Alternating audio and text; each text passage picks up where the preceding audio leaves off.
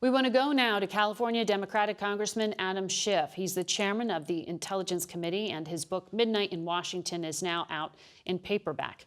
Good morning to you, Chairman Schiff. Good morning. It has been an extraordinary week.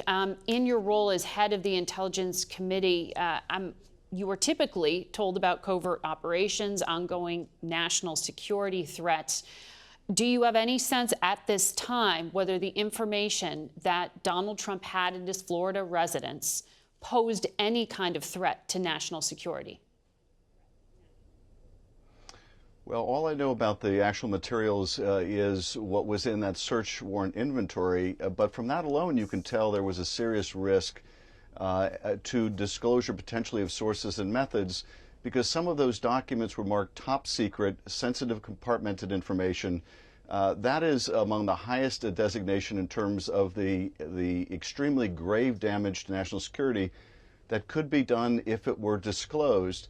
So the fact that they were in an unsecure place, that is guarded with nothing more than a padlock or whatever security they had at a hotel, is deeply alarming. And I have asked for, along with Chairman Maloney, a damage assessment by the intelligence community and a briefing to Congress. Will you get one? Have you heard from the Director of National Intelligence? I have not heard back yet, but I'm confident we will get one, and I'm confident the intelligence community will do a damage assessment that is, I think, fairly routine when there has been the potential risk of disclosure of national security information or classified information. So I'm confident we will get it. I don't know how soon they'll be able to accomplish the damage assessment. I hope they will undertake with urgency. And what is, to me, most disturbing here is the degree to which, at least from the public reporting, it attempted, it appears to be willful on the president's part. The keeping of these documents after the government was requesting them back, and that adds another layer of concern. So if there were truly materials of this classification level, and it's been publicly reported elsewhere that there were materials related to nuclear programs, for example, if there was that sensitive level of information being held, why did Justice Department officials wait 18 months after the end of the Trump presidency? What changed that made this immediate? Well, I don't know exactly what the government, the Justice Department, was aware of in terms of what the president continued to retain. At some point they learned, I think back in January, that the president had materials at Mar-a-Lago.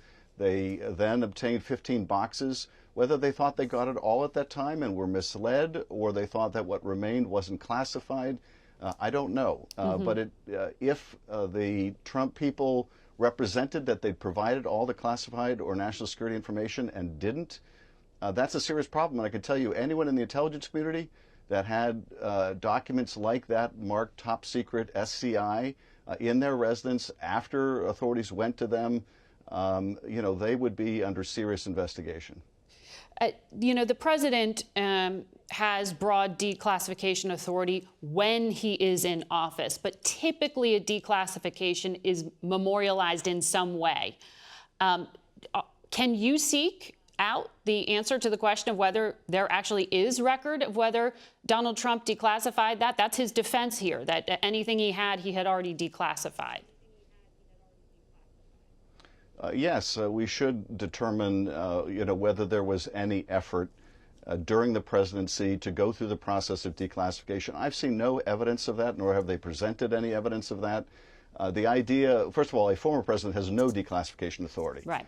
And the idea that 18 months after the fact, Trump could simply announce, well, I'm, retroactively declassifying, or whatever I took home had the effect of declassifying them, is absurd. But nonetheless, the statutes the Justice Department are asserting in the search warrant don't even require that they still be classified. If they would be damaging to national security, it's a problem. It's a major problem. And finally, I'd like to add the reaction of many of my Republican colleagues and those around the former president to attack the FBI over this and endanger FBI agents is just another damaging level of irresponsibility. I want to ask you the comparisons here to how classified material was handled by former Secretary of State Hillary Clinton, who was investigated, and Sandy Berger, who had been a national security advisor in the Clinton administration. What is different about what you are seeing now versus those cases? Well, what strikes me as most different, and again, and the Sandy Berger case, I have to say I'm not as familiar with since that was so long ago, but at least from the public reporting, what appears to be so willful about this on the former president's part, that the Justice Department, FBI went out repeatedly, engaged with them repeatedly to try to make sure they had all the classified information. If the FBI was misled, if Trump and his attorneys asserted, under oath or otherwise, that they'd turned it all over and hadn't, that level of willfulness really distinguishes it, both in terms of obstruction, but also in terms of motive. What is the reason for this, and also what is the risk that was created as a result? You were also part of the January 6th Select Committee, and I know they did speak with former National Security Advisor Robert O'Brien this past week. In that role, he should know something about declassified intelligence. I'm wondering if these two investigations are in any way overlapping for you between what happened at Mar-a-Lago and January 6th. Well, I can't comment on any witnesses that may or may not have appeared.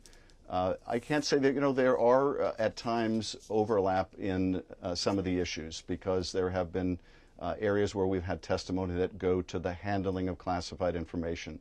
That is not at the core of our investigation, but where we receive testimony, of course, it is of great concern to us. And when we conclude our investigation, we will make or will decide to make whatever referrals are necessary.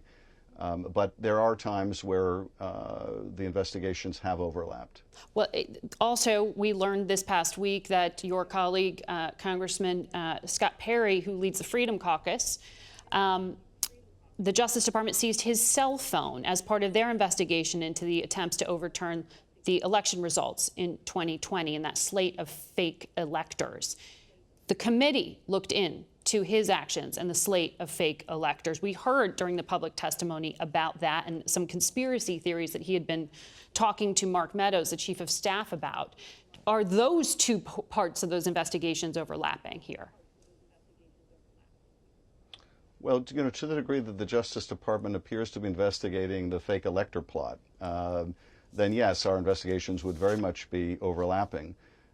What is to me most striking about the seizure of that phone is, in order to do that, of course, they would have to make a showing to a judge or a grand jury about there being probable cause that there was evidence of a crime on that phone. And the fact that it was a member of Congress's phone, I think, would make the Justice Department all the more certain, or need to be certain, that they had the probable cause.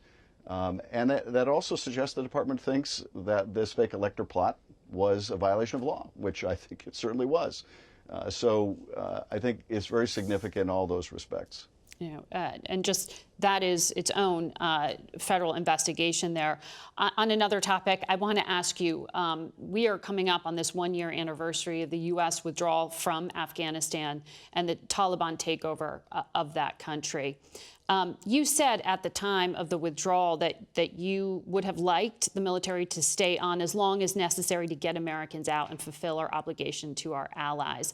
You had pledged vigorous oversight. We haven't seen the White House or State Department after-action reports on this. The country is just in utter devastation under Taliban rule. Did it really have to be this bad?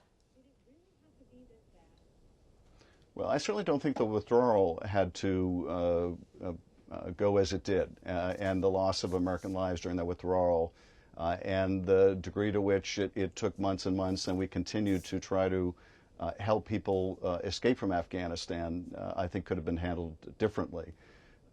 But I do think that we have demonstrated, the administration has demonstrated with the killing of Zawahiri, the number 2 in al-Qaeda under bin Laden, that it retains the capability, much as it said it would a year later, to go after those that threaten the country wherever they may be, in this case, the heart of Kabul.